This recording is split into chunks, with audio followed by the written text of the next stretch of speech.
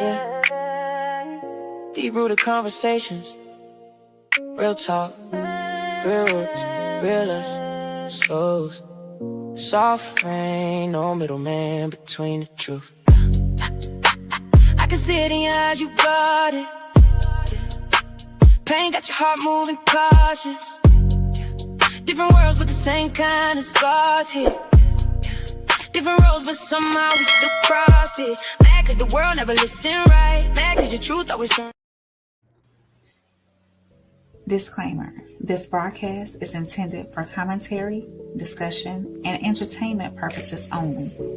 All topics and statements are based on publicly available information, including news reports, social media content, and third-party sources, which may include allegations or unverified claims.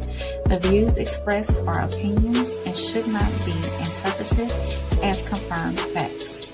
This content is not intended to harm, defame, misrepresent any individual, organization, or entity.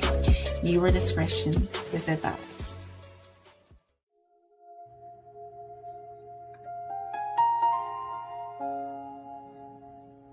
Yeah. Sometimes the loudest room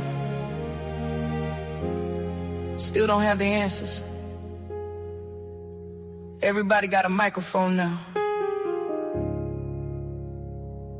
but who's still listening for the truth? How much does justice cost? How many tears before something gets lost? Mama's still searching, daddy's still strong. Whole world talking, but something feel wrong. Everybody came when the cameras roll, but who gon' stay when the story gets old? If truth got a price, tell me what does it cost? We searching for Nolan, can't let him get lost. Another interview, another city, another person saying that they standing with me. Pastor got the questions, family got the pain, but every time we listen, something seems to change. Lawyers in the picture, cameras in the room. Everybody promising the truth is coming soon. Then another voice comes speaking from the side. Now we gotta separate the feelings from the lies. I ain't choosing teams, I'm choosing what is real. Cause grief can make you question everything you feel, and fame can make a tragedy become somebody's stage, while a family's still waking up, carrying that weight. So tell me who stays when everybody leaves? Who wants the truth even when it hurts what they believe? How much does justice cost? How many tears before something gets lost? Mama's still searching, daddy's still strong. Whole world talking, but something feel wrong. Everybody came when the cameras rolled, but who gon' stay when the story gets old? If truth got a price, tell me what does it cost? We searching for Nolan, can't let him get lost. Same soil, different roots, we see it different ways. But facts don't need permission and truth don't need praise. Don't care about the messenger, show me what you know. Don't give me another headline, give me where the evidence goes. Justice ain't a tour bus rolling city to city. Justice ain't a hashtag just because it sound pretty. Justice is the answer when the questions get hard, when nobody gets protected just because of who they are. So when the lights fade and the interview's in, when today's biggest story ain't trending again, remember one young man is the reason we're here, and the people who loved him still deserve something clear. Maybe justice ain't loud. Maybe truth don't need a stage.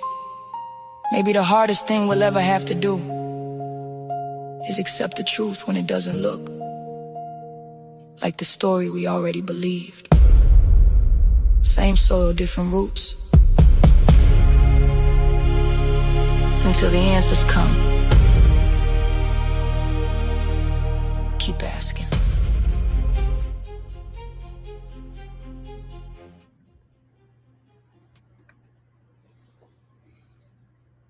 You muted. I am muted. Good evening, y'all. Welcome in to Same Soil, Different Roots. Before we officially get started tonight, we want to invite y'all on Sunday, 5 p.m., right back here to the Raw Society Network, Souls of Thought page, and over on Facebook as well. We have a live show to support the Lancaster family. Sophia Lancaster, Malachi's mom, is going to be with us explaining his story. He was unfortunately unalived in an incident in Gainesville, Florida, back in December of 24.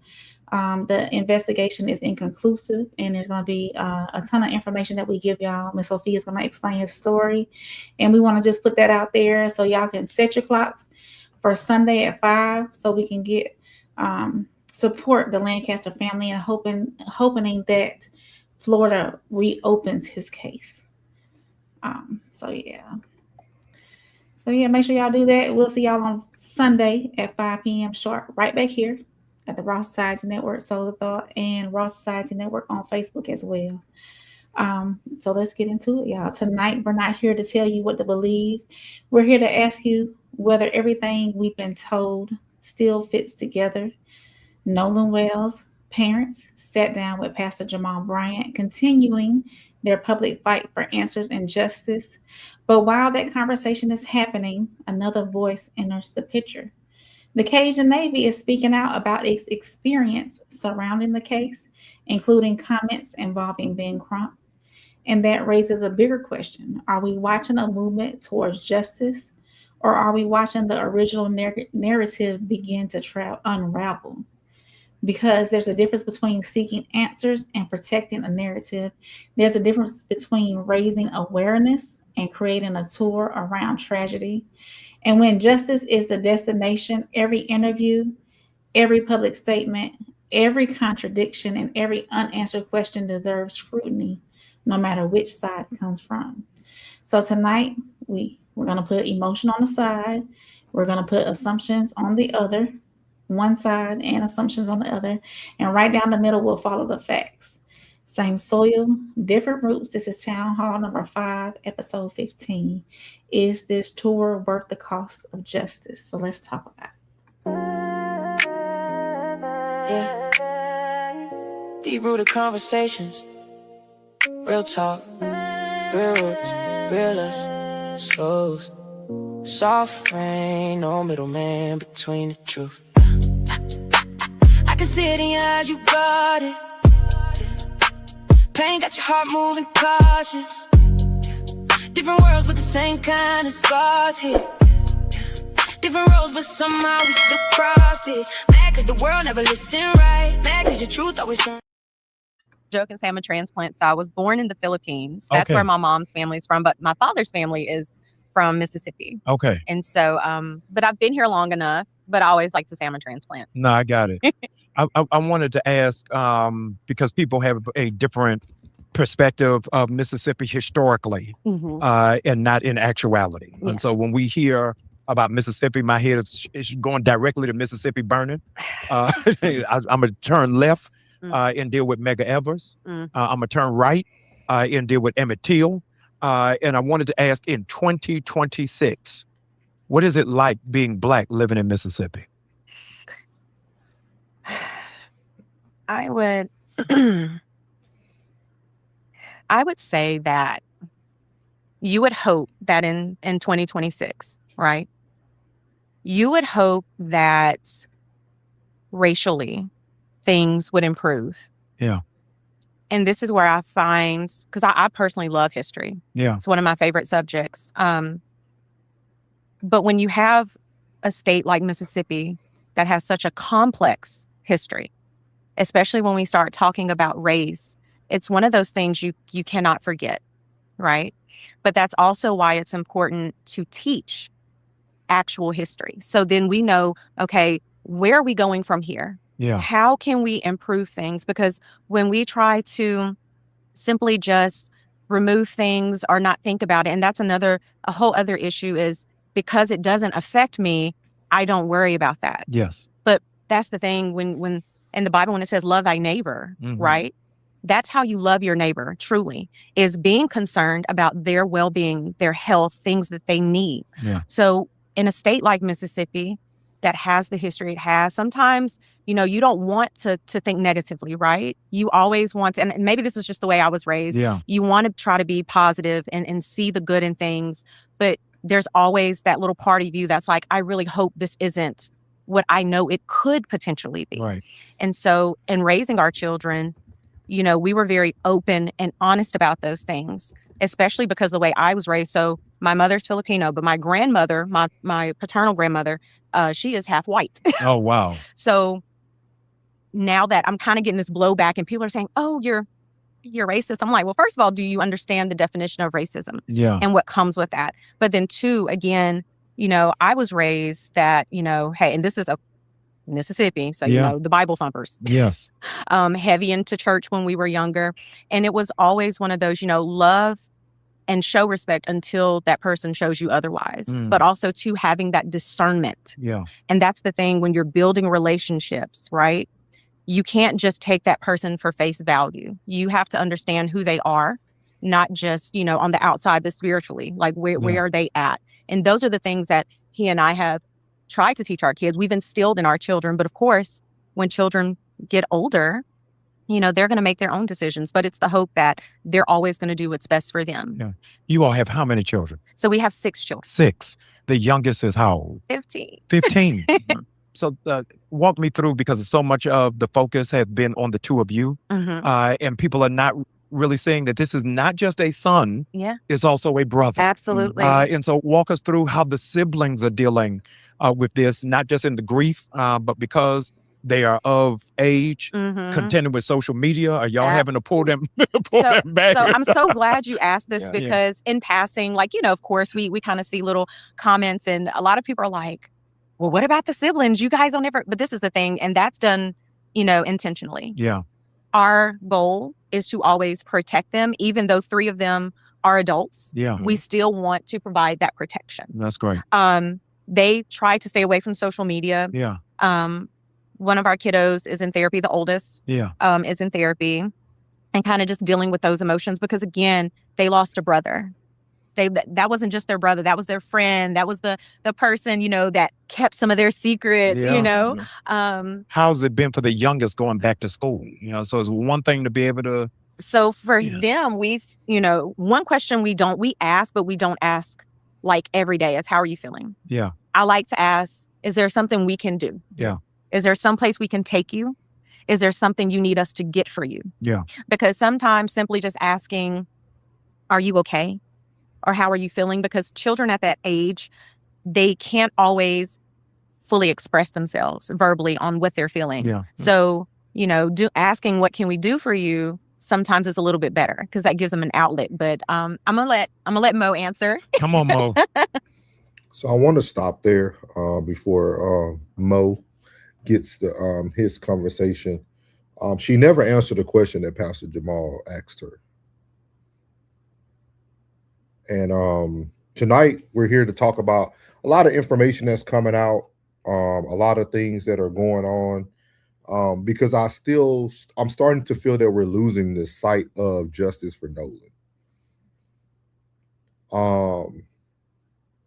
And Rain, you can correct me if I'm wrong. Super Matt, you can correct me if I'm wrong. Anybody in the chat can correct me if I'm wrong. That's why I skipped always 12 minutes in, because the first 12 minutes they were talking about how they met, her working at a cell phone store. I'm trying to see how do these small micro conversations get us to the justice for Nolan. Like at this point, are we just doing tour stops, or like what is this? Like what are we doing here? Like I'm just trying to understand, because she never answered a question about what racism looks like in Mississippi. No. She really went more into that she's not Black, and never really got to an answer. So just trying to see where we are with this. Are we seeking justice, or are we now creating small mini documentaries? What are we doing? In my opinion, I think that this tour for justice that they're going on, speaking in different cities, bringing light to their situation, or trying to bring light to their situation, I truly believe that they feel that this will bring them justice. And unfortunately, I don't think it will. They can go all over the world, United States, and this alone is not going to bring them that closure that they need. The closure that they need is from Mississippi. The closure that they need is from the investigation. That's the closure they need. They can do this all day long. There's been a countless of other families who lost their children to injustice, or lost their children to circumstances that really wasn't what's the word I'm looking for, that wasn't justified, or circumstances they didn't know how they passed. There's dozens of families out there that still want justice for their children as well. And I understand, as a mother, I understand her wanting to be out there in the limelight, hoping and praying that this could impact somebody else as well, give other families hope as well. But in the long run, in the end game, is this really doing them justice? The only closure that they're going to feel is after the investigation is over, after the grand jury does their due diligence, does what they need to do on their end. And in the end of that, they still might not be satisfied, because it still may not be the answer that they need to get closure, Yeah. But maybe they're doing this as a way of grieving as well. I'm not for certain. As a parent, if I were in the same situation, I'm not for certain how I would go along in this process. Yeah. Because I can't fathom this, at all, and I hope I never have to experience burying my child. But it's a tough situation. Sometimes they might be trying to hide them behind a superficial facade too. And it's tough. It's tough. Okay. We're going to get to some of the chats, and then we're going to play some more here. Supermax said, y'all therapy tonight, 333 therapeutic. Burying my unk in the AM, loving the RSN respect. Condolences, Supermax. Yeah. Let us know if you need anything, big dog. Absolutely. Yep. Condolences, Supermax. Miles said, good evening. Welcome in, Miles. We appreciate you being here. Penny says, shouldn't you be teaching your children how to effectively verbalize themselves and not just cater to the assumption of how they feel? That as well. And she said they had 6 altogether, right? And 3 are grown.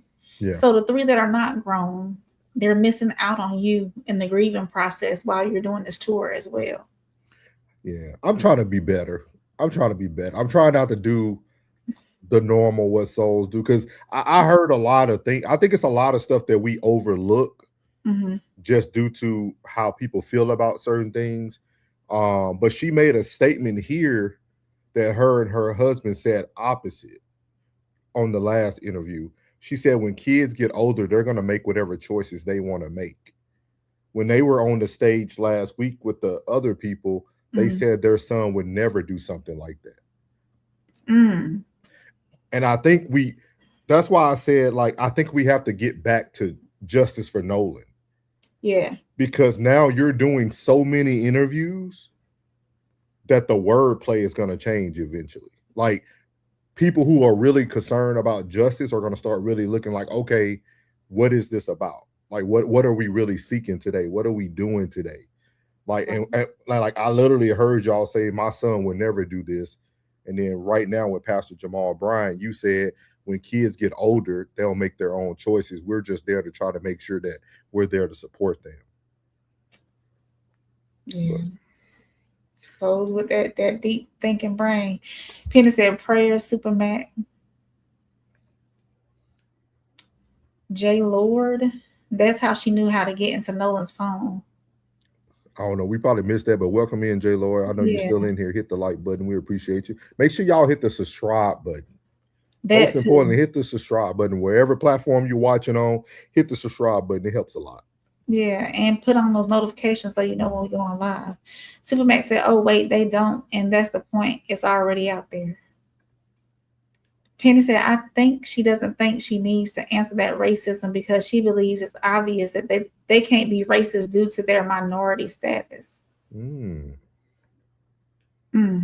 J. Laura said the investigation will be completed when it's finished with the grand jury. Yeah. Miles said fundraising, maybe. Possibly be. Penny said, but I think they see the writing on the wall that the investigation has made its mind up and that they may not get to a grand jury. And they are just capitalizing off the 15 minutes, lesser of the two evils. I feel you. Jen said, thought the same thing, Rain. You think you know until it happens to you. Yeah. Yeah. Supermax said, Penny, strength is not requiring your support. Realness is being able to recognize you are not the last of the dying breed, just the newest, latest. In tears. Oh, I see what you're saying. I see what you're saying. Penny said, facts. Girl Dad cooking up deliciousness. Welcome back. He said, hit that like button if you haven't. I seen some of that food over there. It looks good. What's up? What's up? Yeah, I ain't be dope, but I did scroll and I said, ooh, wee. Penny said, this is what happens when you don't have an effective media strategy. But how can common folk have an effective media strategy? She probably didn't think that this was going to get national attention either. Well, she's going to talk about it, right? She's going to talk about doing this interview that, you know, Crump and them never reached out to them and how it all happened. So yeah. Jen says to some it may be she's doing too much, to others she may not be doing enough. Yeah. J. Laura said the three oldest are from Briscoe and Nolan is Wells. Rest in peace, Nolan. Oh, shout out to you, J. Laura. Supermax said your regular thing is the thing, so it's needing the same energy regularly. Not fate for now. Is love to the RSN, no extras respect. Yeah, I just try to, you know, Supermac, you know, I don't want people to feel like I'm not like empathetic to what's going on. But I just think we have to be very aware of everything we say is being scrutinized. And it's like just at least be consistent if you're gonna do your tour or whatever. Right. J. Laura said, in Jackson County, all unnatural deaths go to an investigative grand jury. Penny said, Rain, they're not common now with Crump and all. You could probably say that at the beginning, but not now. Yeah. Superman said, Penny always chat 333 moral leadership, a test when I catch the live. Yes, sir. Yes, sir. All right, y'all, we're going to play a little bit more here. As far as the youngest, he's been busy. So school has started. Yeah.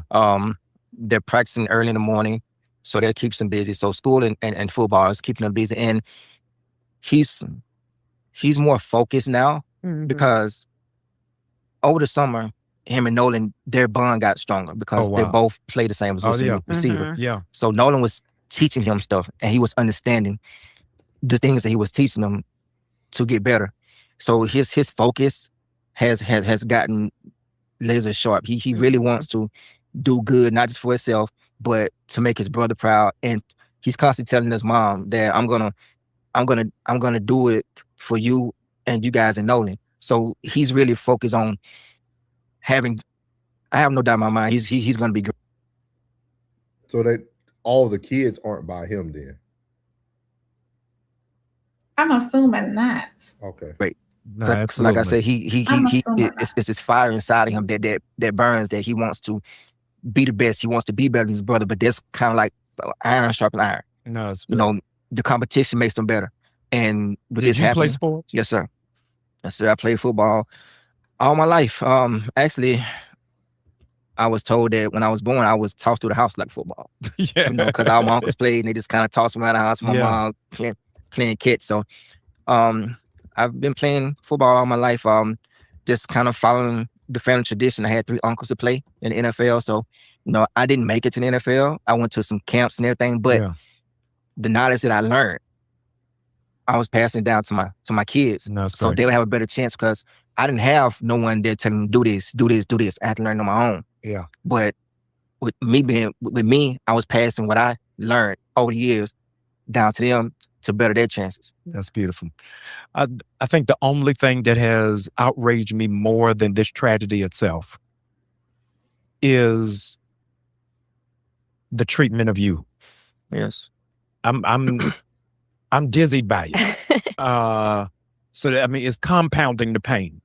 Yeah. To have one, the loss of a child, two, to be thrust into cameras on a daily basis.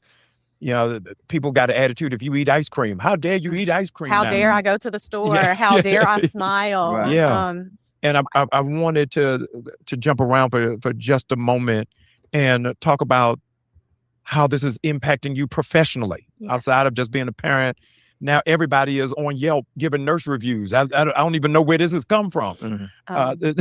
It's when you first saw it, what was going through your mind? It's funny because, and this is what I mean by discernment. Yes. I have always been someone who was just very in tune, not just with myself, but people, situations. And that night before it hit the internet, we were in bed. Mm-hmm. And I was like, they're going to come for my career.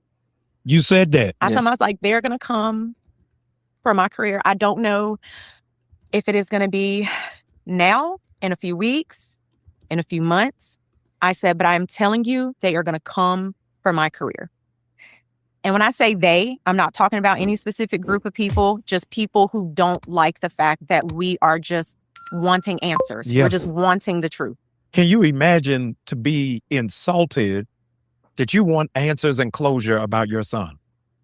I say it all the time. All we did was ask a question. Yes. We asked a question that any good, loving, caring parent or parents would ask if something like this happened.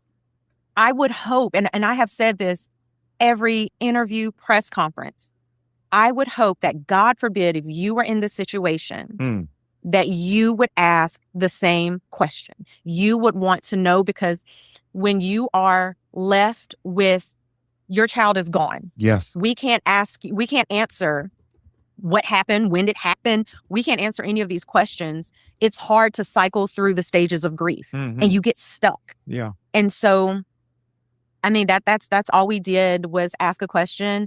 And I have, really just tried to mentally, but you can't mentally prepare yourself for any of this, because at the end of the day, and I've said it before, we didn't ask for this. Yeah. Shock and awe. We did not ask to lose our child. We have not asked for people. Let me say this. We have not begged, because that's another thing. We have not begged anyone to donate to the GoFundMe. What we have said is that if you can, great. Thank you. We appreciate it, because what people don't understand is situations like this, there's so much that comes with it. Elmore and I have not been to work since early July. Yeah. That first week, we've not been to work. And I'm going to be honest with you, the profession that I have sometimes is emotionally heavy. Yeah. So now I have to kind of sit within myself and be like, okay, are we really ready for this? Are we ready to go back to that life? But it's been that hurt.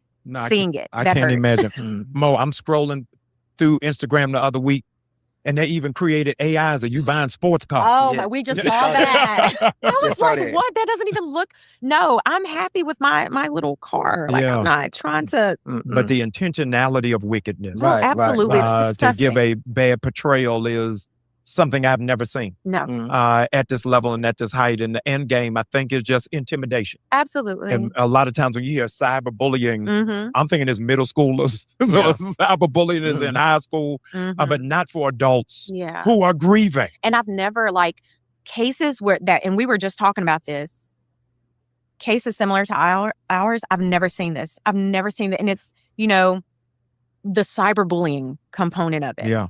And so, and I hate to say it, but it's so sad. Like, sometimes it takes you to a place. And so as I'm sitting here experiencing this, I think about kids, particularly in our community. Her name was Aubrey Wyatt. I think about those situations and I'm like, my God,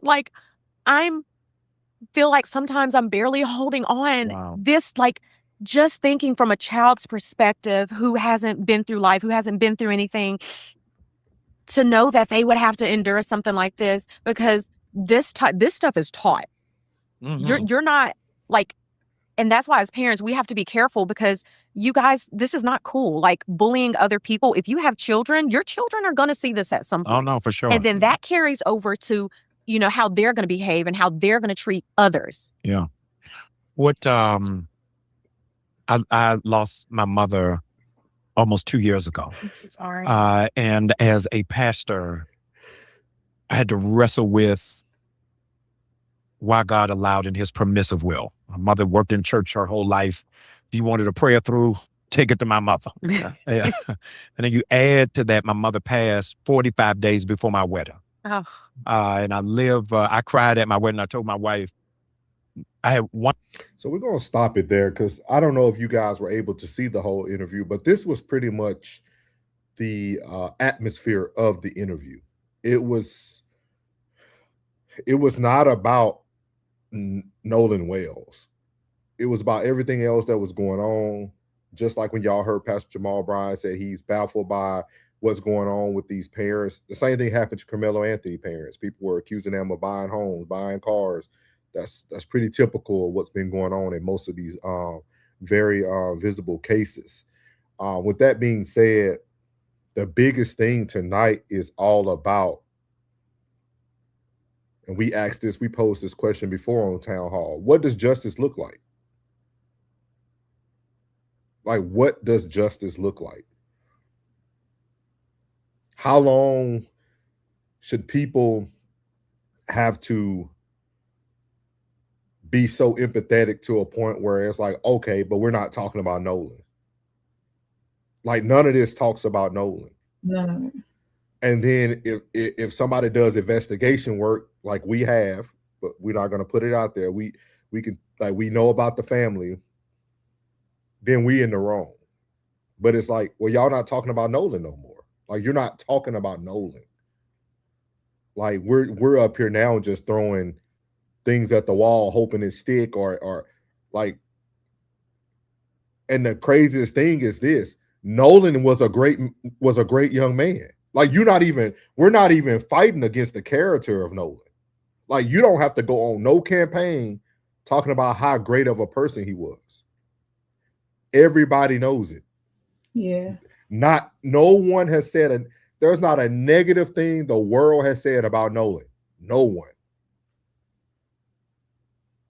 This tour does not need, like, he doesn't need any character references. He was a great young man on the verge of going to the next level in football.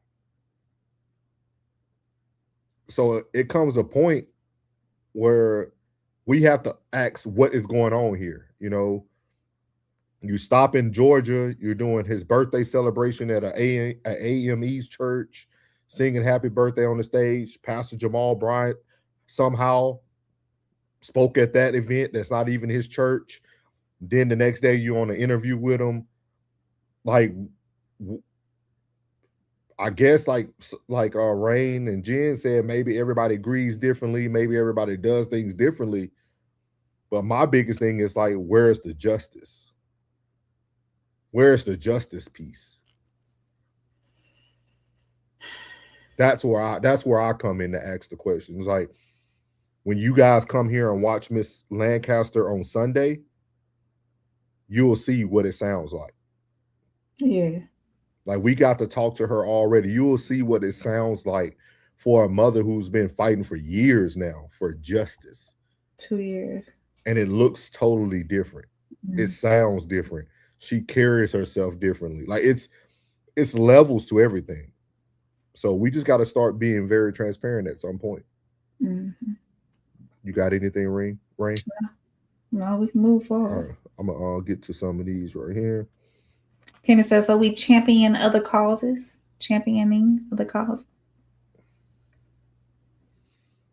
Just 2 minutes, not a second more. So Penny laughing at me. Max said, this superior content, gut-wrenching heartbreak requires levity. 333, the livest chat. J. Lord said, I've watched it 3 times laughing. Yeah. Penny said, do you think they would have Publix? What do I mean, Penny? He talking about in Florida or in Georgia. That's a store. Yeah, Publix. We have Publix in Georgia and Alabama. Penny said, do you think they would say they accepted a deal to settle an NDA? Ooh. I don't know. You talking about some Colin Kaepernick now. J. Lord said, Nolan's death is a loss for society. That's a fact. We agree with you. It's just me said, yeah, didn't get that. Welcome in, it's just me. J. Lord said, it's not about justice. It's about something much bigger. Supermax said, so y'all live at the same time? Wow. So Penny said, like a Kaepernick situation. Oh, man, I ain't even see that. We said the same thing. Penny said, they changing the channel quick. Yeah. I don't know, y'all.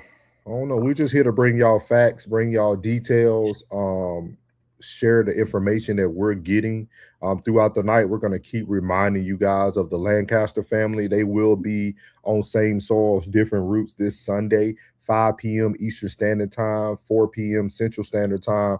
I will ask everybody who comes into the town halls to come and support this family. And it does have nothing to do with monetary, just coming to support, come to hear her story. This story has a lot of loose ends. I think you guys will be very intrigued about this story, and it has a lot of similarities. So I will highly encourage everybody to come out and support. Yes, great mother. We got to speak to her. It was yesterday. We got to speak to her yesterday for a while. So she will be up again Sunday. So just make sure you guys can come up and support, man, even if it's just stopping in, throwing some prayer hands, whatever you're going to do. But she has an amazing story, amazing heart. You can actually tell. Yeah, And she's truly just seeking justice. She has no, like, it's like no ill will at all. Like, it's right. like a pure, you guys will get to see it. So she wants closure and a conclusion. That what she said. She just wants closure and a conclusion. It's a lot of things that aren't making sense, aren't adding up. So and that's what she's seeking. So that's her form of justice. So shout out to the Lancaster family. The mother, Sophie, will be here on Sunday. So we're going to move into our next town hall. The next town hall is going to take us over to oh man, I thought I had so it's going to take us over to Officer Tatum. Again, I know everybody's not a fan of Officer Tatum, but this interview actually tells us a lot. This is going to be coming from the Cajun Navy, opens up about their communication with the Wells family and how things changed as Ben Crump was introduced to the situation. So some good information here, and we're going to go ahead and get it lined up for y'all. So here we go. And that was presented and it was rejected. Easiest about this as it relates to the Nolan Wells case, I had no idea what the Cajun Navy was. At first, I was like, is this a part of the Navy?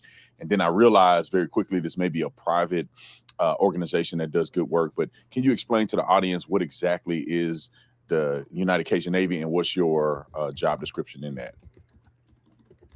Sure, absolutely. First of all, thanks for having me. United Cajun Navy, we're a nonprofit. We're a 501c3. Easiest way to explain it is disaster response, relief, and recovery organization. So what I specialize in is search and rescue, search and recovery operations. I help find missing people. But outside of that, our organization does a lot of blue sky stuff. We do food drives. We do toy drive. Last year was close to 600,000 toys we handed out. So we really run the gamut from disasters and blue skies. Community involvement's the biggest thing, the easiest way to explain it. That's awesome. And it's all volunteer work, or how's that work? All volunteers, man. 100% volunteer. Wow, that's incredible. And so as it relates to the Nolan Wells case, can you walk me through when you were first notified and what were the first few things that you did as a response? Sure. So late that night, early Sunday morning, I received a Facebook Messenger call from somebody that had been noticing it on Facebook and what was going on with Is this July the 4th? In the post about.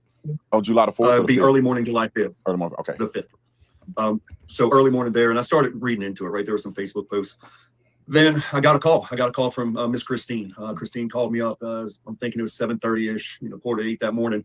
And we discussed what was going on. So I asked a lot of questions, physical description, and I asked some hard questions, mental health crisis, any kind of habits, anything like that. And basically what she told me is that her son had gone out the day before that on the 4th with a bunch of his friends. That's key, with a bunch of his friends. And they were partying on Horn Island. and it's a big, and he didn't return home. So one from that phone conversation is I quickly say, hey, let's memorialize everything, right? Ask her to put it all to me in a text message. So from there, we communicated both in phone and on text. But if there was anything important that needed to be relayed, I wanted to make sure that I memorialized it, documented it, and I'd send a text message back. So starting that Sunday morning, the text messaging and communication started. My organization, we have a lot of volunteers in that area, and my vice president was there as well. And we started mobilizing people quickly to go out to Horn Island to start looking. We had some surface vessels, some boats, and drones. Y'all check this out. If you need custom shirts, hats, or gear, check out Pure Choice Apparel. And check us. Got on the search, or did she say, hey, he's a model citizen, which is what I've heard, and everything was good. He didn't come home. Absolutely. So she didn't say that there were any mental health crisis or any mental health issues going on, and explained to me about her son. Again, model citizen, great kid. Everybody's all-American, the guy everybody wanted to hang out with. Did say that he had been drinking the day before, but he was out with a bunch of his friends and didn't make it back home. And the initial search effort, what did that look like? You said you guys had boats, you had people in the air. Was there any people physically on the island? Were there people in the water? Can you explain, what that initial effort was? Sure. So we had boats that were in the water, and we sent people to Horn Island with a drone as well to start looking at that area. So immediately around Horn Island with surface vessels, what we call boats, as well as boots on the ground to start, the aerial search with drones. Now, I did reach out to the Coast Guard and ask them if they needed any air support as well. And they said that they had rotary wing in the air. I did have some fixed were available. They told me it was Jackson County Sheriff's Office, that it was their area and their jurisdiction. And they said they didn't need any additional aircraft. So we moved forward with the plan that we had with boats and boots on the ground there. And while you guys were on the ground in the water, did you see anything that was concerning? Did you see anything that was an indication of an altercation or any signs of Nolan or anything in that initial search? None at all. But what we did do, so I put out a post, right? So we use social media. It's a huge tool. What we do is I'll make a video and have a missing persons poster, and I put that poster out, and we started to receive some phone calls and some messages. There were some people who said they may have seen him on land. This was later on Sunday, that they may have seen him in some of the surrounding municipalities. So again, not knowing what happened, not having any clue, we sent some people to check out those areas as well. But we continued our vessel search and our search in the water as well as on Horn Island. But moving forward from there is I started a very succinct operational plan to search later on in that next day that Jackson County Sheriff's Office was aware of. Did you have any communication with Miss Christine after, you guys have done the search? I know you had initial communication when she asked for your help. And did you talk to her or communicate with her during the search or there right after the search? Absolutely. We communicated all day. And I've got the text messages where we talked via text as well as where we spoke on the phone. So I kept her up to speed on what was going on, and she would feed me a little bit of information throughout the day. And again, it was in text. And as that search started to wind down, we again had another conversation. And I explained to her, hey, here's what's going on. As it starts to get dark and dusk comes in, we demobilize, and then we start planning for that next day. And did you get any indication that she was concerned about race or it being a factor in this or foul play or anything like that? Did you, when you first talked to her, because this is fresh, I don't think the media even had an understanding of how she felt being presented to them. You were one of the first people in this intimate time that she was searching for her son, had a chance to communicate with her. At this point in your communication with her, was there any indication that she was concerned about a racial dynamic or any foul play? Or was it just a mom looking for, trying to find out what happened to her son? It was a frantic mother worried about her child. And that's no indications of race, no indications of foul play. She reiterated a couple of times, Brandon, that, he went out with his friends. So it really made me to believe that it was a cohesive unit, a group of guys who went out to go party on the 4th of July on Horn Island. But again, no initial accusations of foul play or anything to do with race, not at all. And so you guys concluded your search, I believe, the day that he was discovered. Did you guys discover him? Did law enforcement discover him? And then walk me through what happened next with notifying Miss Christine and the family. Sure. So the next day is really key. That Monday morning, we were communicating back and forth, and I had a fixed wing that was going up. It's an airplane at about 6:35 that morning, and I offered for her to go in the plane. I said, look, if you want to go up in the plane, the offer is there. I don't recommend it, but I need to at least express that offer to you and make it there for you. She declined that request. So I'm on my way there to the boat launch where the Tactical Operations Center was at Mars Lake. And she sent me a message that morning and said, where are we going to meet? As soon as we're done with the data dump on the phone, we'll meet up with you. So that made me believe that, hey, they were going to the police department, whatever it was, to do that data dump on the phone. And then we got the call, right? So somewhere, it was after there, I was 15, 20 minutes away from the boat launch. The sheriff's department called me, and then Christine called me right after that. They had obviously first notified Christine. But when she called me, I told her, hey, I'm 15 minutes out. Meet me at that boat launch. And we did. She met me there. When she pulled up, she came running to me, and it was one of those moments that you'll never forget. This was a grieving mother who knew in her heart that was her son that had been found. Gave me a big hug, man, a big bear hug. Mr. Elmo was there, and we sat in the parking lot. We sat on the ground in that parking lot for 15, 20 minutes, and we were exchanging tears, if I could put it that way. It was a super emotional time, and I knew that was probably the beginning of the hardest days of her life, right there sitting in that parking lot. Wow. When you talked about the phone, did she indicate to you at any point that there was anything suspicious in the phone, or she just in, kind of a passing conversation that she mentioned she was going to send the phone to be downloaded? So did she mention anything other than the phone being downloaded to you about the cell phone, or whether or not she believed it was a crime committed in it or not? So didn't say anything about a crime, but we did discuss the phone that Sunday. So the day before he was found, she called me up and we had a discussion about the phone. She said, hey, Josh, they want the phone. And she said she wasn't too comfortable with sending it to him or giving it or turning over the phone. And here's what I told her. I said, look, that phone was your son's phone, and you got every right to turn it in and to video everything that they're doing with the phone. Be there for it. If you don't trust the process or some concerns, get your phone and video what they're doing. If you're concerned about losing data, there it is. She seemed to be comfortable with that when I told her that. Look, I'm not law enforcement whatsoever, but I know that she's going through a hard time, and I just wanted to let her know that every part of the step with anything that she has, for her to document, that she's afraid of losing some of the data or the integrity of that data. Right. So in the early stages of the phone, she did express, without any coercion whatsoever that you know of, that she believed that there may have been reason for her to turn that phone over. Absolutely. And then Nolan was recovered. You met with her. You guys exchanged tears and I guess sadness for Nolan, who was from all accounts an incredible young man. And then what happened next? Did you guys ever go to actually identify the body, or what happened after that? So this is a key part, right? So she asked me to be a part when they go to the coroner's office. So they didn't bring his body to that location. They brought his body to a secondary location, as a hospital, the coroner's office. So she asked me to be a part of it. Of course, yes, ma'am. Anything I can do to help you. So we got in a convoy and we went that way. We went to the coroner's office. Sat down at the table. It was myself, the family, Miss Christine, Mr. Elmore, the coroner. I was right by her. Coroner comes in, and of course, it's difficult. It's a difficult conversation for anybody to have. I'm sure you're familiar with them.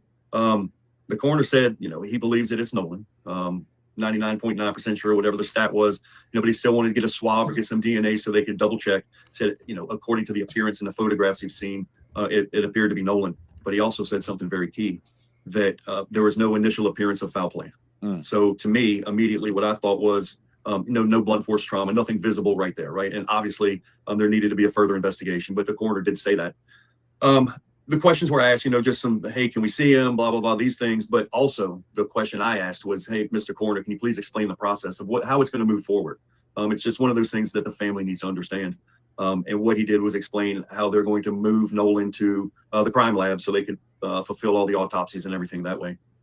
I was not a part of identification of the body. We immediately left. So if at some point that evening later on, we went to their house after the coroner's office, if they went back to identify, I don't know. I wasn't, but the immediate meeting with the coroner's office, there was no identification by myself or the family that I was aware of. And based on, at this point, from all of your engagement with the family and also with elements of law enforcement, did you have any concerns of impropriety, meaning that you felt as if law enforcement would not handle the case appropriately in the involvement that you had?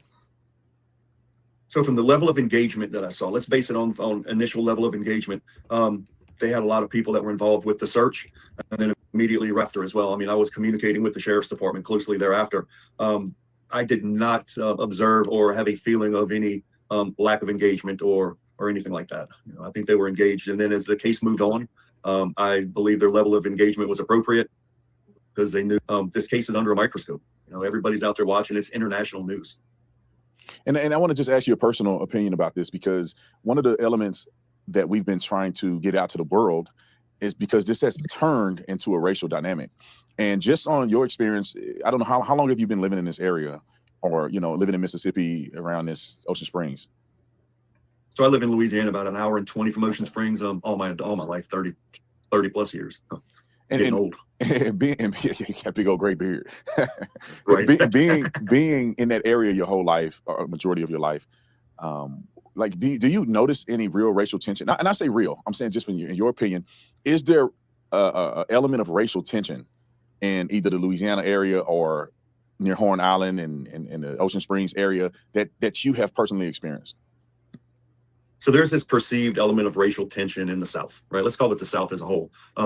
I personally have not had any or observed any gross racial tensions whatsoever prior to this. I think that this case has exacerbated some, and there's been some outside influences that have exacerbated some racial tensions for whatever reason it is.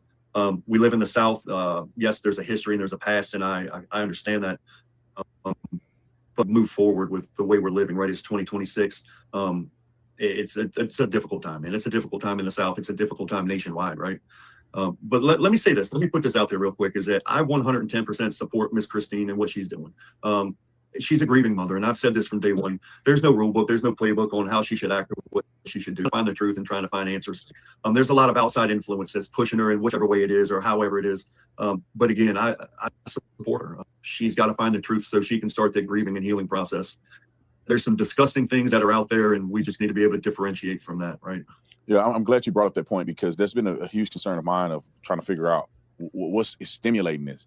When I spoke to some of the young men that were being accused of killing Nolan, they were saying that that initially it didn't appear that there were issues between Miss Christine, the boys looking for Nolan, and then all of a sudden it seems to be an issue of race and accusations, and it's almost like the community begin to break down, because it appears that even you, being a volunteer for the Cajun Navy, being able to, and being white, being able to go with Elmore and Miss Christine, and you guys shared the same sentiment of looking out for what happened to Nolan, and then it seemed like it turned. And from my observation, it seems like when the attorney Benjamin Crump and others got involved, it seemed to turn more in a activist political direction than just the generic direction of, hey, a community coming together to find Nolan. Now, that is my opinion. Now, you had a closer experience in this because you were in communication with Miss Christine and all of the above. What is your take on how this has played out since the very first time you got involved? I don't necessarily disagree with your opinion, okay?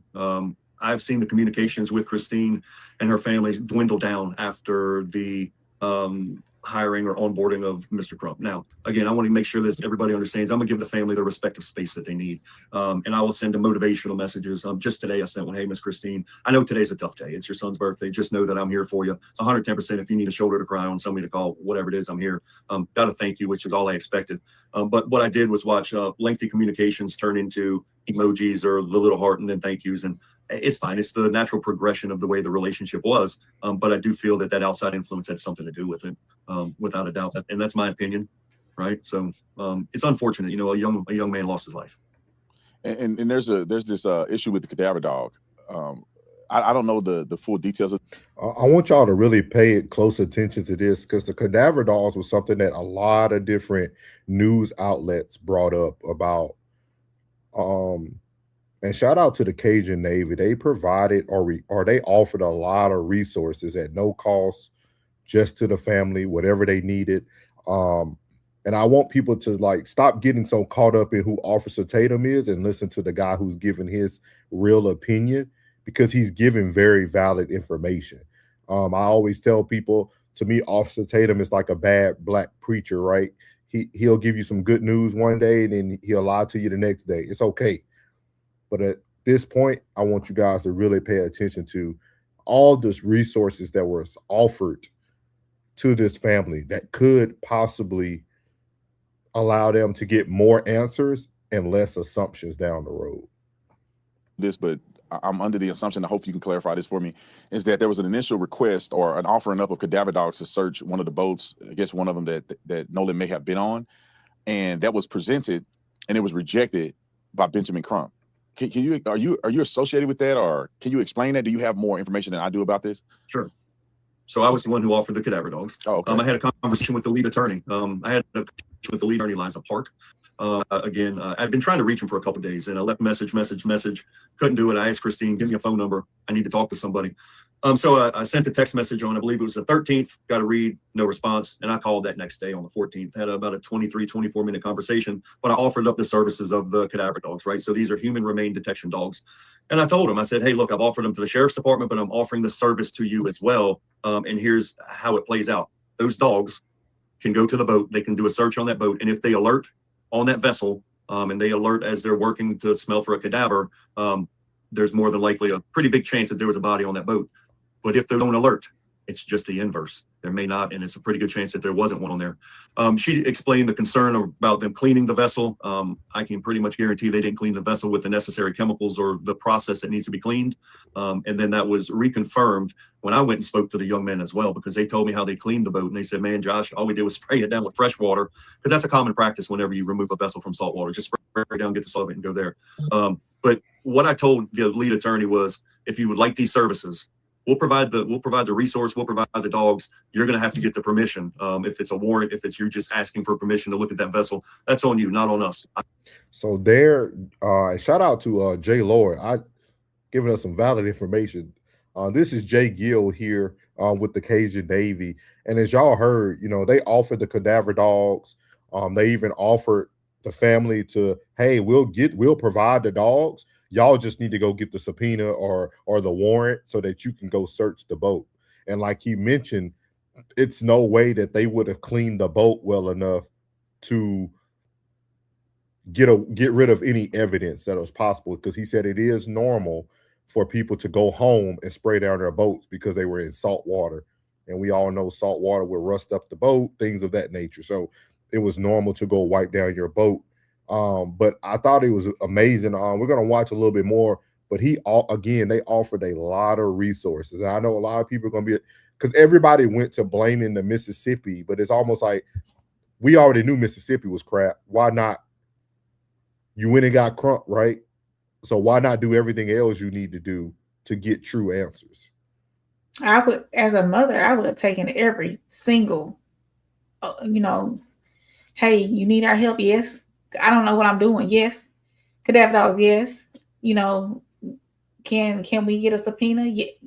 What do I need to do next? I would have been asking tons of questions, and whatever the help they offered, I would have accepted all of it, because I would not have known anything to do. Yeah. You think we should do? Oh, yeah. Yeah. Absolutely. Yeah. Yep. whatever services you can provide. Yes, definitely. But so it's just a few more minutes, and we'll get to any chats and any questions. About the dogs, you get the permission. What she said was, we'll have to really think about it. We didn't understand that if there's no alert, that means nobody. So that's pretty. I mean, what do you think about that? Was that, when she said that, was that suspicious to you, or was it just maybe somebody that don't understand how this process works, or how did you feel about that? And it's just an opinion or a hunch of how you felt, because when you said it just now to me, it's kind of weird that you're looking for Nolan. If I was Nolan's friend, I mean, I don't even know Nolan. Knowing what I know about Nolan right now, there is no stone that will be left unturned for me. And so with the cadaver dog potential, how did you interpret that? So I interpreted as there were concerns that the dog wouldn't alert.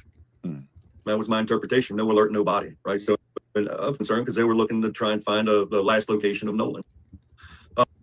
It was a red flag. But here's what else I said. When I gave her a little piece of advice, me not being an attorney, but just a common sense kind of guy, I said, why don't you ask the family, because I can't give you permission to search your boat. Why don't you ask the people who own the boat, say, hey, we want to run a cadaver dog on it. If they say, sure, no problem, that'll tell you something. But if they say no, right?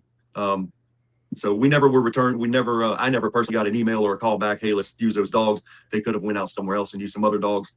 The conversation was that. But I will say this, 2 weeks later, the sheriff, Jackson County Sheriff's Office, did ask me to bring some cadaver dogs for another case that's in Ocean Springs. So they're fully aware of our capabilities, and they utilize us with those resources. So there's the cadaver dog story for you. Yeah, it's very interesting. I just wonder, is there anything else that you have noticed? Because you live out there, you've been involved in this case. I'm sure you hear, grumblings from people all around with theories, and some conspiracy theories. Some people are out of their minds on social media. And some people may have some interesting information. Is there anything else that you know of that you'd like to add and you want the world to know about your involvement of things that you've been able to be privy to out at Horn Island or even back on land? Sure, and I've been to Horn Island many times, been out there for July 4th in years past. Here's a couple things I want to get very clear with people. Number one, I support Christine. Organization supports Christine. Number two, the threats and the vitriolic rhetoric, it needs to stop, man. The threats, it's not healthy for the environment. It's not healthy for what's going on. These young boys are taking a beating with threats. It's not good. Next thing is, social media is a great tool. It can be your best friend, but it can be your worst enemy from time to time. Let's just watch what you say. Watching, people are looking, the mama Christine's looking at social media, the boys are looking at social media. These people have to move on with their lives. With all these crazy cockamamie stories, one lady said, he could have been dismembered and put in a fish box and put it back on the island. Come on, man. Let's use our noggin, not just to hold a hat on top of it, but let's use our head, right?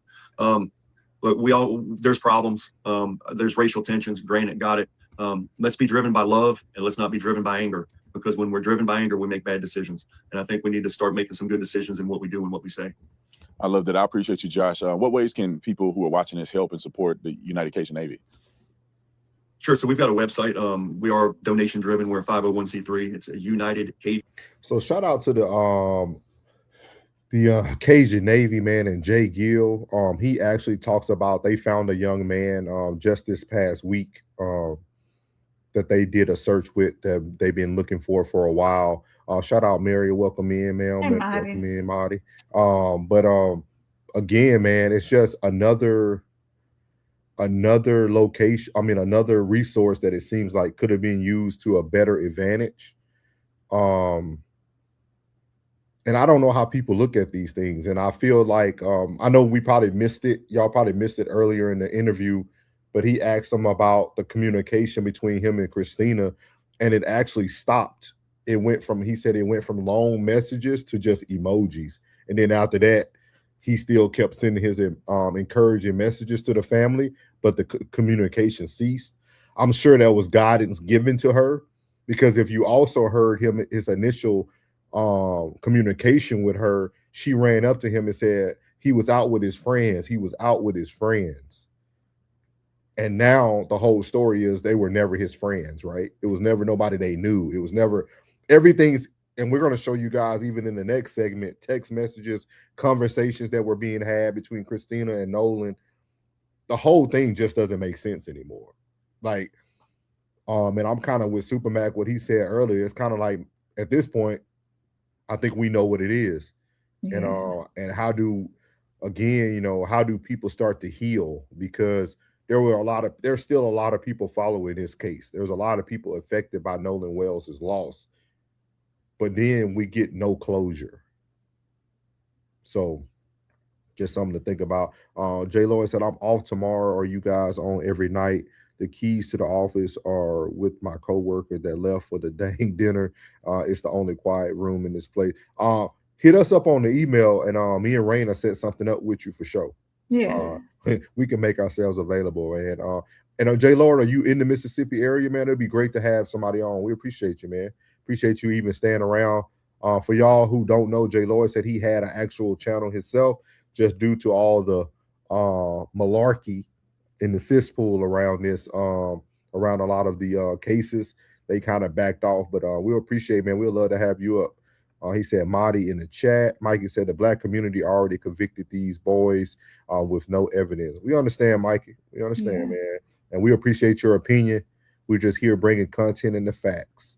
He said sanitized. Lori said, I got y'all copy. You guys seem rational, which is rare. Oh, man, let me read that one more time. Hallelujah. I got y'all copy. You guys seem rational, which is rare. People get emotionally invested with tunnel vision.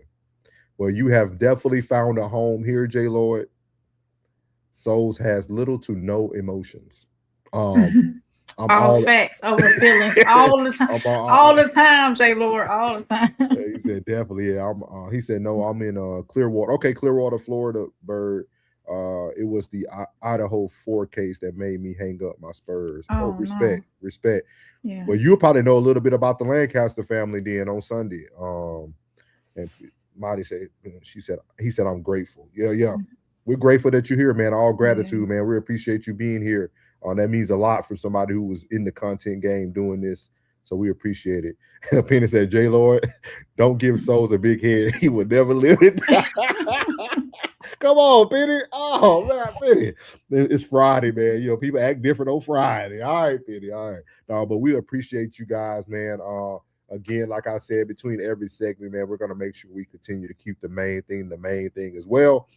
As we're talking about justice for Nolan Wells, we also want to talk about justice for the Lancaster family, for Malachi Lancaster, who lost his life as well through gun violence. It would have been gun violence, I guess that's how you want to talk about it. But the mother is it Sophia? I call her Sophie. Sophie. Okay. Sophie Lancaster, she will be here with us live on Sunday at 5 p.m. Eastern Standard Time, 4 p.m. Central Standard Time. And we told her she has the floor, so however long she wants to be on speaking. But we really want you guys to come out here and provide somebody real encouragement, real encouragement. Because it's nothing like having someone. And what I really like about her, she's going everywhere that's willing to spread her son's story. Mm-hmm. She doesn't care how big, how small, if you're new, if you're old, like she's just trying to spread for justice for Malachi. And it's super dope, man. I think y'all are going to really enjoy hearing her and hearing her speak and just talk about her son. So, and the case. And she's on it because she's sending Rain document. We're going to have document. Yeah. She said, I'll send you whatever you need. Like she's on top of it. So shout out again to Miss Sophie Lancaster and the Lancaster family, man. We appreciate you.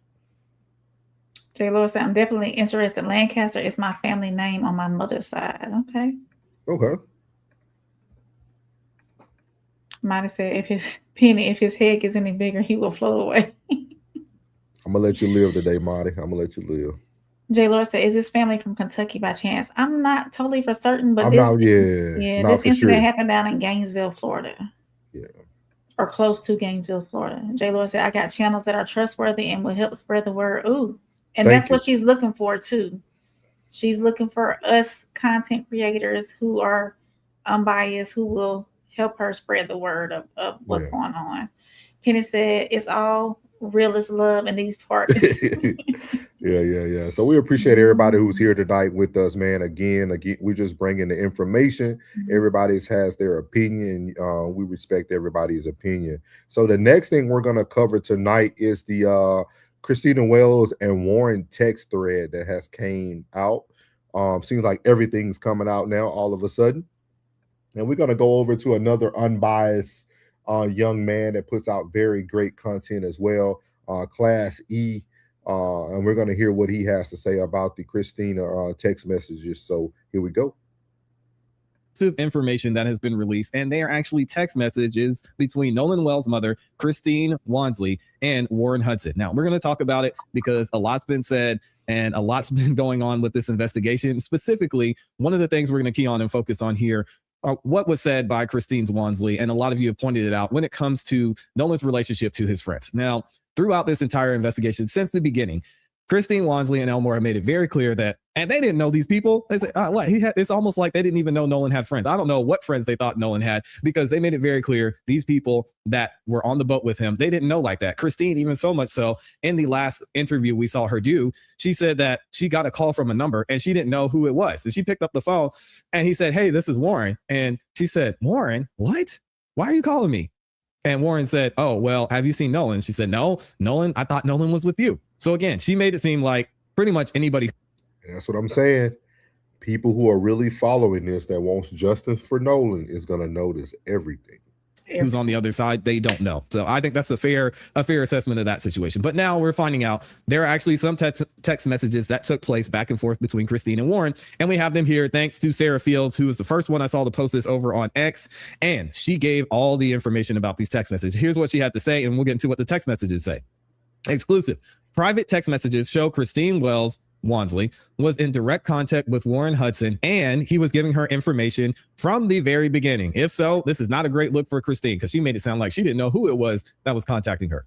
I have obtained exclusive private text messages between Christine and Warren Hudson from the hours and days immediately following Nolan Wells' disappearance. And these messages provide some incredibly important context to what the public has been told since this case has exploded across social media. First, she wants to address exactly what the messages show. Warren was in contact with Christine and giving her information. She minimalized this previously. They also show that Christine was asking Warren questions and that Warren's forthcoming about answering those questions. He wasn't avoiding her. He wasn't refusing to answer her. He was communicating with her, answering her questions, helping with search, and telling her what information they had already provided to authorities. The communication shown here begins the night Nolan was reported missing at 11:15. So again, probably shortly after he called her. She said the phone call from Warren was around 11:07.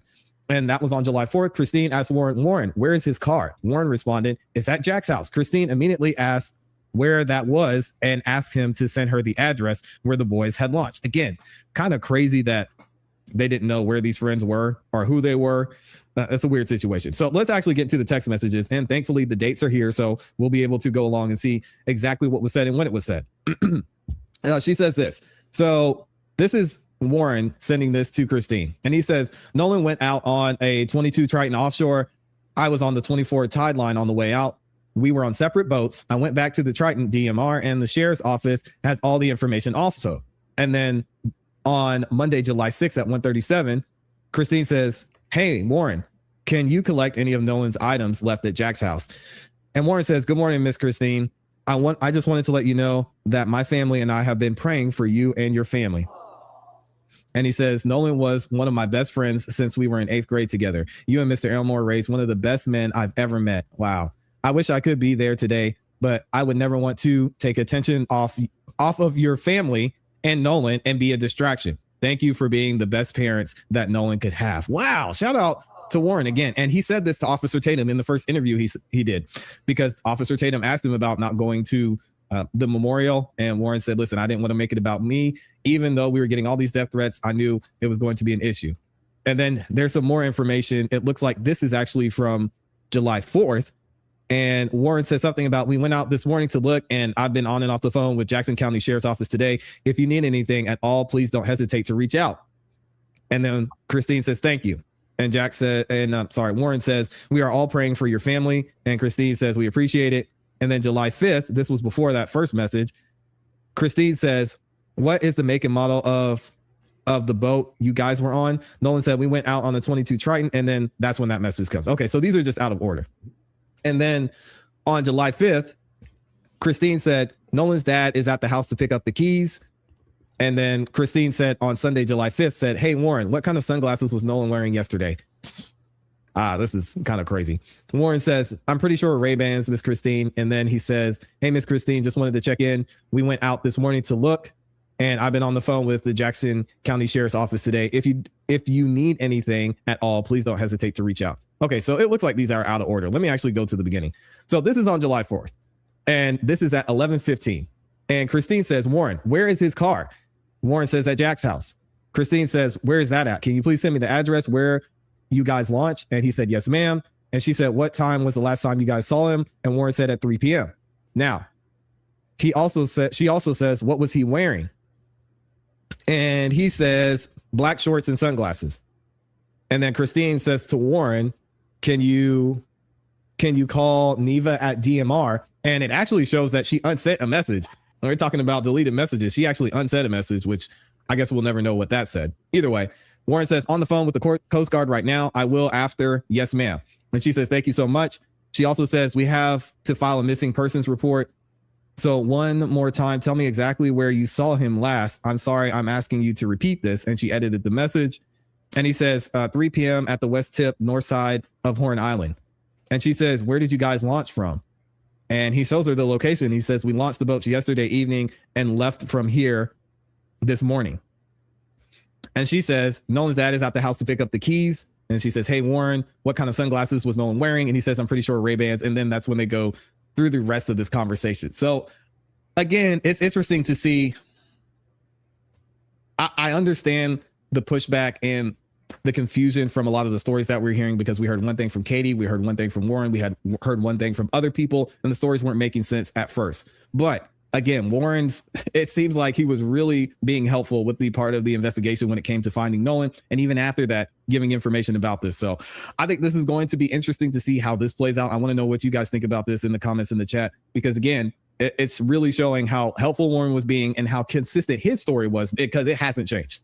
It hasn't changed at all from when these text messages and what the text messages show to when he's done the interviews with Officer Tatum and beyond. So it's interesting to see. So again, I want to point out something that Sarah said, and then I have some more information I want to give to you guys, because she says, this is a very different picture from what millions of people have subsequently been encouraging people to believe about these young men. These texts show communication. They show cooperation. They show Christine seeking information directly from Warren. They show Warren providing it. And they show a relationship between Warren and Nolan that looks very different privately than the picture that was being painted publicly. Christine has behaved as if none of the boys were helpful or forthcoming with information. That's true. She has acted as if they were not friends. She acted as if they did not care about the answers. She has been deceitful to the audience. This is what Sarah says. She knows she has. Again, shout out to Warren, because I think this is great in the sense that we now see, and we're now able to see that right when things happen, he was telling the same story. So there you have it, man. That's why, we started the town hall, because my biggest thing was just providing everybody with accurate information and getting away from the emotions, because we're starting to see a whole different playbook. Ben Crump all the way in Jacksonville, Florida now, dealing with a whole nother family. Yeah. He sung Happy Birthday in Georgia and went to Jacksonville. And for those who don't follow us, I recommend you guys going back. We still have an ongoing series called Unfinished Business. All the trials and all the things that Ben Crump has had his hands on that never get a finishing result. And we've been covering that as well. And this seems like it's going to be another one of those things. Yeah. Because you can't go from one family to the next family to the next family and have enough attention span to really give them your all. So just something to think about, guys, as you continue to go through this. I would highly recommend our community start to ask the question, what does justice look like? As we're fighting for Carmelo Anthony, what does justice look like for him? We covered that breaking news yesterday, right? He got a new attorney, he got a new team, he got a new judge, but the judge is trash. Yeah. The judge is so trash, he said he's going to send it by email what his choice is by tomorrow. Yeah. He's going to send it by email. I'm trying to tell y'all. Y'all, everybody was on Nancy Grace boat at first. I sent y'all, me and Rain covered her too, double talking and lying, saying one thing on Officer Tatum's show, one thing on her show. But no, at first everybody like, oh no, Nancy Grace, get down to the business. Nah, she been doing this for, I keep trying to tell y'all. Grifting looks amazing. When people have their emotions in it, that's grifting, dog. If you can't give people facts from both sides, even when you don't like the person who's delivering the message, that's called bias. You have a bias. I don't care if you agree with Officer Tatum or not. I'm listening to the people he's sitting down with. Same thing with Nancy Grace. I don't care about her. I'm listening to all the people that she's sitting down with. Yeah. We're supposed to listen to the people that they're sitting down with, not the person who set up the interview. That don't even matter. We need to hear what the person they're talking to is saying, because they're supposed to be the source of information. Yeah, we shouldn't be worried about that person's perspective. We worried about the facts that are coming in. Yeah, we be too emotional. Like, get out your emotions. I don't care. Mm-hmm. Hey, you know what I mean? We gotta get the information, and sometimes the information is gonna come from people you don't like to hear it from, but it doesn't mean it's not quality and good information. So. And prayers to everybody who's fighting for justice for Nolan Wells. That's all I can really say, man. I don't think we're going to get any more movement on it. I think it's going to be something that kind of fades off. I think Carmelo Anthony case is going to possibly overshadow what's going on with Nolan Wells if he gets another trial, which me and Rain will keep y'all abreast on that. But we're going to read some of these comments, and Rain found some great information that we're going to close the town hall off with tonight. So. J. Lord said, I worry about survivor's guilt. Yeah. Yeah. It's going to be hard for them young men, man. They dealt with a lot too. Mm-hmm. Penny says she owed Warren an apology, and they just getting started with their adult lives too. Mm-hmm. They just getting started. They got to live with this for the rest of their lives. Penny said, and tainting the pool in Jacksonville too, if this is his MO. Yeah. J. Lord said, you guys just gained a stage 5 clinger. We appreciate that. I have 6 binders full of Ben Crump BS. Hey, come on up, man. Come on. We'll connect with you for sure, man. But yes. we highly encourage you to go back and watch our No Middleman show. We got a whole bunch of content on the Raw Society Network. Go watch it all. This is what we talk about. We just talk about, we do some relationship stuff, but if you're looking for crime, sociology, psychology, just different things about the world and how we look at things, I think you'll definitely love it, man. Yeah. J. Lord, Nancy is an unethical witch from Atlanta. Hey. Penny said, ask the question, does Ben Crump really provide a service to the Black community or himself? I'm gonna tell you this, and I'm gonna answer this very unbiased. Ben Crump is a great starter kit, but you have to have knowledge of the justice system. Let me say that again for everybody. He's a great jump to the starter kit, but you have to have the knowledge of the justice system. Because if you think about you think about all the publicity Ben Crump brought to the Wells family, right? And if the Wells family would have just went with some of the advice that the Cajun Navy brought them, it would have sped things up a little bit quicker. Like, Ben Crump gets you the publicity. You want to be seen. You want everybody's eyes to be on your case. So he's a great starter kit. Ben Crump is like he can boost your battery, even though your alternator gonna make your alternator is bad, but you can boost your battery just enough to get home. But then you try to start it up again in the morning, then you find out it's your alternator that's killing the battery. That's what Ben Crump is. He's that bad alternator.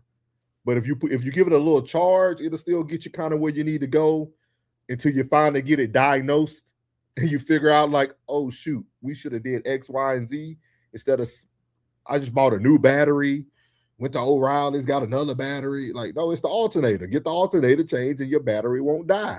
Yeah. You know what I mean? That's how I look at Ben Crump, man. Gillian say, I pray Carmelo gets a new fair trial.